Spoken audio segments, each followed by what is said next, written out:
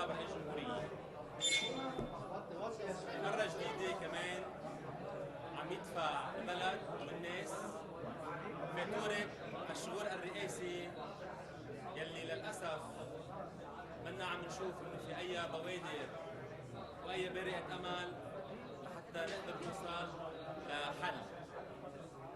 نحن بدنا نكون عم ننتخب، بدنا نكون عم نقوم بواجبنا الدستوري، عم نشوف انه في بعض الفرقاء عم بيحاولوا ياخذونا على اصطفاف طائفي تحت شعار الصلاحيات.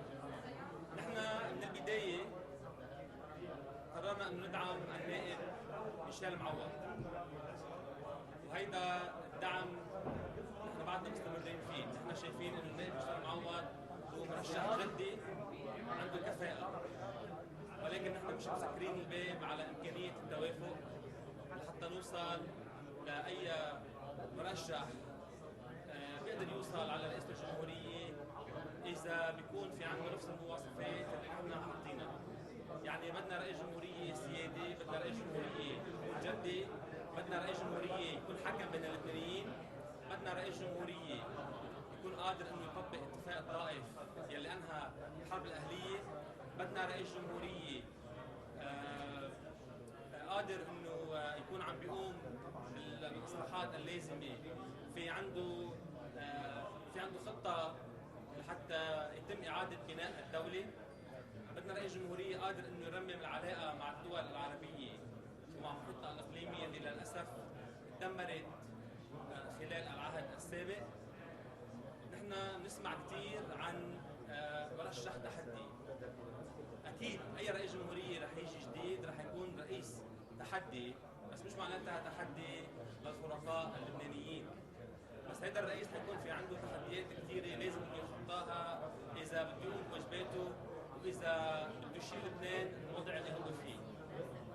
في شغله اساسيه لازم كمان كلياتنا ننتبه لها، نحن بحاجه لحتى يكون في عندنا رئيس جمهوريه منسجم جدا مع رئيس الحكومه المقبل.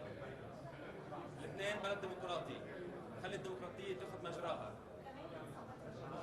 خلي الديمقراطيه تاخذ مجراها. نحن لازم يكون في تنافس بين مرشح ومرشح.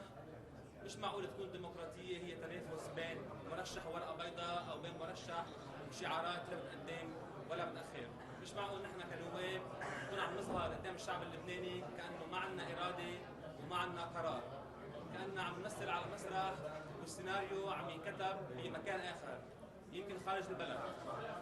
بالاخر نحن شفنا من كام يوم كان في بعض المحاولات لمنع تصريف امور الناس. انا بطلب من الجميع انه يبتعدوا عن اصطفافاتنا المذهبيه والطائفيه، خلونا نصطف كلياتنا وطنيا، خلونا نقوم بواجباتنا وننتخب رئيس الجمهوريه، ويعطيكم الف عافيه. شكرا. اليوم الاول للاستحقاق الرئاسي نحن اللقاء النيابي المستقل وتكتل الاعتدال الوطني كان عندنا قناعه انه ما بيصح للبنان انه نكرر تجربه رئيس طرف عانينا منها مده 6 سنوات واوصلتنا لما وصلنا اليه.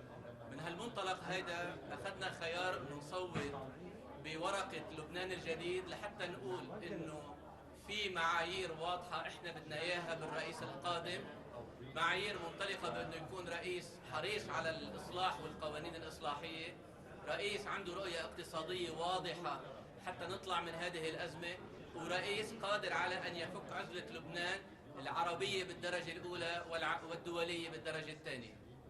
وكمان بنفس الوقت لانه نحن محكومين برقمين في المجلس النيابي اللي هن 86 نصاب جلسه و65 نصاب النجاح، وجدنا انه الرساله الثانيه كانت من خلال اختيار ورقه لبنان الجديد انه ما في فريق قادر يفرض على اي فريق ثاني رئيس. من هالمنطلق هيدا اليوم بعد 9 جلسات احنا الحقيقه صارت واضحه امام الجميع، وبالتالي نحن شايفين انه في ديناميه تشاور اصبحت ضروريه حتى نقدر نوصل لاسم فيه المعايير اللي طرحناها، قادر يقنع 86 نائب يضلوا بالجلسه لحتى ننتخبوا بالاكثريه المطلوبه. ديناميه التشاور هاي اليوم صارت ضروريه اكثر من اي وقت مضى. الرئيس بري اطلق نداء في هذا الاتجاه. اتمنى على كل مكونات المجلس أن تبادر للاستجابة لهذا الأمر، مش لنوصل لأي تسوية، وإنما لنوصل لرئيس قادر يتخاطب مع كل اللبنانيين، مع كل المكونات، ويستجيب للمعايير اللي حطيناها. يعطيكم ألف عافية.